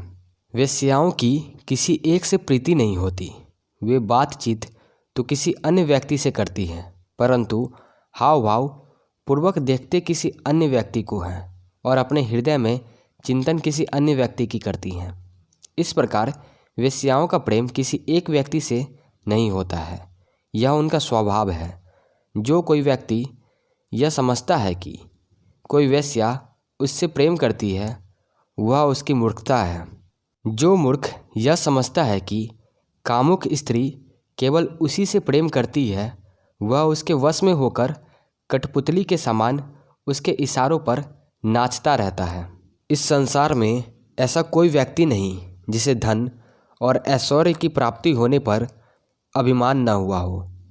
कोई भी विषय भोगों में लिप्त व्यक्ति ऐसा नहीं हुआ है जिसे कष्ट न भोगने पड़े हो। संसार में ऐसा कौन सा व्यक्ति है जो सुंदर स्त्रियों के वश में न हुआ हो। मांगने वाले व्यक्ति को कब सम्मान मिला है और कौन व्यक्ति ऐसा है जो दुष्ट लोगों के चक्कर में फंसकर कुशलतापूर्वक संसार में रह सकता है। आज तक न तो सोने के मृग की रचना हुई है और न ही किसी ने सोने का मृग देखा है, फिर भी श्री रामचंद्र स्वर्ण मृग को पकड़ने के लिए उतावले हो गए। यह बात ठीक ही है कि जब मनुष्य के बुरे दिन आते हैं तो उसकी बुद्धि उल्टी बातें सोचने लगती है। मनुष्य अपने अच्छे गुणों के कारण ही श्रेष्ठता को प्राप्त होता है, ऊंचे आसन पर बैठने के कारण नहीं। राजभवन की सबसे ऊंची चोटी पर बैठने पर भी कौवा कभी गरुड़ नहीं बन सकता। सभी स्थानों पर मनुष्य का आदर सत्कार उसके गुणों के कारण ही होता है। गुणहीन मनुष्य के पास यदि धन के भंडार भी हो तो भी उसका सम्मान नहीं होता। बहुत थोड़े देर के प्रकाश वाला परंतु दाग धब्बों से रहित दूज का चांद जिस प्रकार पूजा जाता है अथवा शुभ समझा जाता है, पूर्णिमा के चंद्रमा को वैसा सम्मान प्राप्त नहीं होता। जिस मनुष्य के गुणों की तारीफ दूसरे लोग करते हैं वह गुणों से रहित होने पर भी गुणी मान लिया जाता है, परंतु यदि इंद्र भी अपने मुख से अपनी प्रशंसा करे तो उन्हें छोटा ही माना जाएगा। जिस प्रकार सोने के आभूषण में जरा हुआ रत्न और भी सुंदर दिखाई देता है, उसी प्रकार व्यक्ति को चाहिए कि विवेकपूर्वक अपने में गुणों का विकास करके अपने व्यक्तित्व को और भी अधिक सुंदर बनाए तथा सदैव गुणों को ग्रहण करे। गुणों में सर्वज्ञ परमात्मा के समान होने पर भी निराश्रित व्यक्ति दुखी होता रहता है। जैसे अत्यंत मूल्यवान हीरा भी सोने में जरे जाने की आशा करता है, उसी प्रकार गुणी मनुष्यों को भी किसी सहारे की अपेक्षा रहती है, अर्थात गुणी व्यक्ति भी आश्रय के बिना समाज में वह सम्मान प्राप्त नहीं कर पाता जिसकी उसको अपेक्षा होती है। जो धन दूसरों को हानि और पीड़ा पहुंचाकर धर्म विरुद्ध कार्य करके शत्रु के सामने गिड़गिड़ाकर प्राप्त होता हो, वह धन मुझे नहीं चाहिए। ऐसा धन मेरे पास न ही आए तो अच्छा है। ऐसे धन का भी कोई लाभ नहीं जो कुल वधू के समान केवल एक ही मनुष्य के लिए उपभोग की वस्तु हो। धन संपत्ति तो वही श्रेष्ठ है जिसका लाभ राह चलते लोग भी उठाते हैं, अर्थात धन संपत्ति वही श्रेष्ठ है जो वेश्या के समान अन्य लोगों के भी काम आती है। इस संसार में कोई भी प्राणी ऐसा नहीं है जो धन का विभिन्न प्रकार से उपभोग करने पर तृप्त हुआ हो। इस धन का उपभोग इस जीवन के कार्यों, स्त्रियों के सेवन और विभिन्न प्रकार के भोजन आदि पर करने से भी मनुष्य अतृप्त रहेगा और अतृप्त रहते हुए ही इस संसार से चला जाएगा। अर्थात धन को किसी भी प्रकार से उपभोग में लाया जाए, मनुष्य तृप्त नहीं होता। सभी प्रकार के अन्न, जल, वस्त्र, भूमिदान आदि सभी प्रकार के ब्रह्मा यज्ञ, देव यज्ञ और बलि यज्ञ आदि सभी कर्म नष्ट हो जाते हैं, अर्थात यह सभी वस्तुएं नष्ट होने वाली है, परंतु सुपात्र व्यक्ति को दिया हुआ दान और प्राणी मात्र को दिया गया अवैध दान कभी भी नष्ट नहीं होता। संसार में एक तिनका अत्यंत हल्का होता है, तिनके से भी अधिक हल्की रुई होती है, परंतु याचक को तो सबसे अधिक हल्का माना गया है। अर्थात व्यक्ति जब कोई चीज़ किसी से मांग बैठता है तो वह सभी चीज़ों से हल्का अर्थात तुच्छ माना जाता है।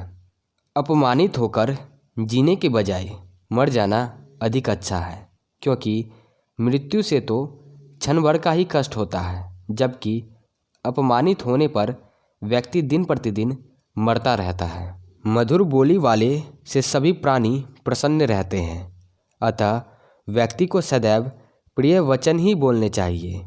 उसे चाहिए कि वह वाणी में अमृत रूपी मधुरता घोलकर बोले। व्यक्ति को वाणी से दरिद्र नहीं होना चाहिए। संसार एक करवा वृक्ष है, इसके दो ही फल अमृत जैसे मीठे होते हैं, एक मधुर वाणी और दूसरी सज्जनों की संगति। अनेक जन्मों में मनुष्य ने दान, अध्ययन और तप आदि जिन बातों का अभ्यास किया है, उसी अभ्यास के कारण वह बार बार उन्हें दोहराया करता है। जो विद्या पुस्तकों तक ही सीमित है और जो धन दूसरों के पास पड़ा है, आवश्यकता पड़ने पर न तो वह विद्या काम आती है और न ही वह धन उपयोगी हो पाता है। 17वां अध्याय।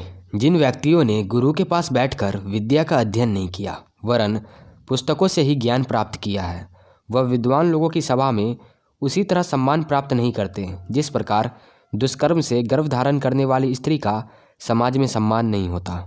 जो जैसा करे उससे वैसा बरते। कृतज्ञ के प्रति कृतज्ञता भरा, हिंसक के साथ हिंसा युक्त और दुष्ट के साथ दुष्टता भरा व्यवहार करने में किसी प्रकार का पाप नहीं है।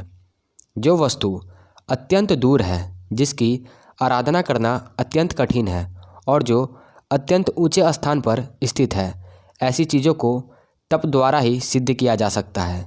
सिद्धि का प्रयोग यह प्राप्त करना भी है। यदि मनुष्य में लोभ है तो उसे किसी अन्य बुराई की आवश्यकता नहीं।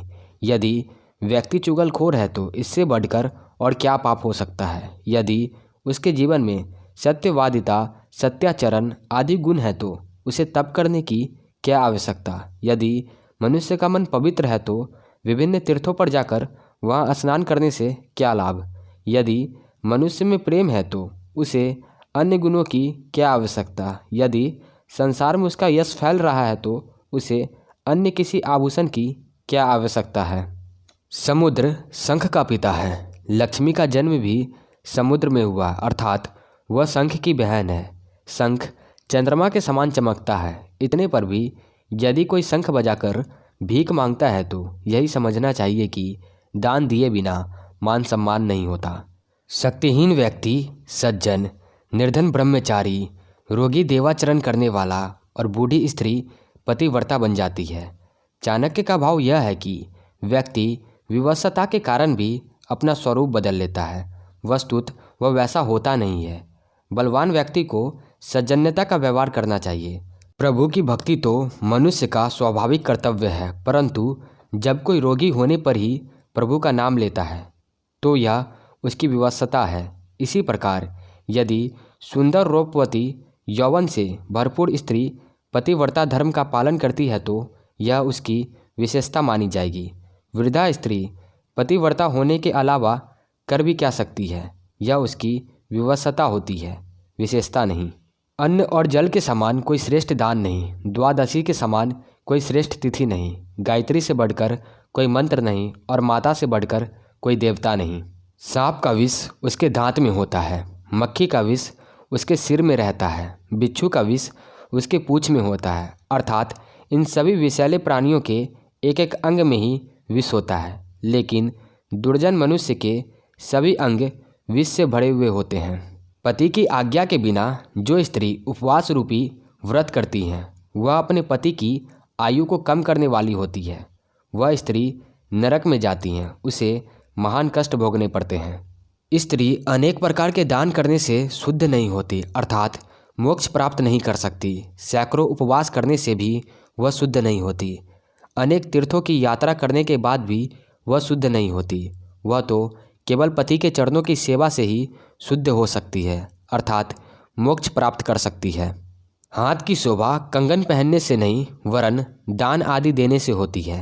शरीर की शुद्धि स्नान करने से होती है, चंदन लगाने से नहीं। मनुष्य की तृप्ति आदर सम्मान से होती है, भोजन से नहीं। और मनुष्य को मोक्ष ज्ञान से होता है, चंदन आदि के तिलक लगाने से नहीं। कुंदरू खाने से तत्काल मनुष्य की बुद्धि नष्ट होती है, वच खाने से तत्काल बुद्धि बढ़ती है। नारी शीघ्र ही शक्ति का हरण करती है और दूध पीने से उसी क्षण बल प्राप्त होता है। जिन सज्जन लोगों के दिल में दूसरों का उपकार करने की भावना जागृत रहती है उनकी विपत्तियां नष्ट हो जाती हैं और पग पग पर उन्हें धन संपत्ति की प्राप्ति होती है। भोजन करना, नींद लेना, भयभीत होना, मैथुन अर्थात संतान की उत्पत्ति करना, यह सब बातें मनुष्य और पशु में एक जैसी होती है। मनुष्य में पशुओं की अपेक्षा धर्म ही ऐसी वस्तु है जो उनमें अधिक होती है। यदि मनुष्य में धर्म न हो तो वह पशु के सामान्य है। यदि मद में अंधा हाथी अपनी मंद बुद्धि के कारण अपने मस्तक पर पैदा हुए मद पीने के इच्छुक भौरे को अपने कान फरफराकर दूर भगा देता है तो इसमें भौरे की कोई हानि नहीं होती। वे जाकर खिले हुए कमलों पर जाकर बैठते हैं, उन्हें वहाँ से रस मिल जाता है, परंतु ऐसा करने से हाथी के गंध स्थल की ही शोभा नष्ट होती है। आचार्य का अभिप्राय यह है कि कुछ मांगने आए हुए याचक को लौटाने से याचक की हानि नहीं होती, अपितु दाता की हानि होती है। याचक को निराशा नहीं लौटाना चाहिए, उसका सम्मान करके उसको दान दक्षिणा दे ताकि वह लोगों के सामने दाता के गुणों का बखान करे। राजा, वेश्या, यमराज, अग्नि, चोर, बालक, याचक और ग्रामीणों को सताने वाले ये आठों बड़े ही कठोर होते हैं। ये दूसरों के कष्टों को नहीं समझते। किसी अत्यंत बूढ़ी स्त्री को जिसकी कमर बुढ़ापे के कारण झुक गई थी देखकर कोई युवक व्यंग करते हुए पूछने लगा, हे वृद्ध, नीचे क्या ढूंढ रही हो? क्या पृथ्वी पर तुम्हारी कोई चीज़ गिर पड़ी है? तुम्हारा कुछ खो तो नहीं गया? उस व्यंग को सुनकर बूढ़ी औरत ने कहा कि अरे मूर्ख, तू नहीं जानता कि मेरा यौवन रूपी मोती खो गया है, मैं उसी को ढूंढ रही हूँ। वृद्धा का संकेत है कि इस संसार में जिसने जन्म लिया है वह बचपन, किशोर और युवा अवस्था के बाद वृद्धा अवस्था को प्राप्त होता है। इससे कोई भी नहीं बच सकता। तू भी यहाँ पहुँचेगा, इसलिए मुझ पर न हंस। जिसका सामना करना हो उस पर क्यों हंसना। यह श्लोक वृद्धों की उपेक्षा की ओर भी ध्यान दिलाता है। हर पीढ़ी अपनी पिछली पीढ़ी का मजाक ही उड़ाती है। एक विचार ने सही कहा है कि वृक्ष की शाखाएं, पत्ते और फूल यह भूल जाते हैं कि उन्हें जीवन उन जड़ों से मिल रहा है जो क्रूप, परोक्ष और निष्क्रिय हैं। हे केतकी, तुझसे सांप लिपटे रहते हैं, फल भी नहीं लगते, कांटे भी हैं और वक्रता भी है। इसके अतिरिक्त तेरा जन्म कीचड़ में होता है और तू सरलता से प्राप्त भी नहीं होती। इतना सब कुछ होने पर भी तेरे में जो गंध है वह सब प्राणियों को मोह लेती है। आचार्य के अनुसार व्यक्ति में यदि एक भी श्रेष्ठ गुण हो तो उसमें सारे दोष सहज ही छुप जाते हैं। तो हमारा संपूर्ण चाणक्य नीति समाप्त हो चुका है। अगर आपको यह वीडियो अच्छा लगा हो तो हमारे वीडियो को लाइक करके चैनल को सब्सक्राइब ज़रूर करिएगा।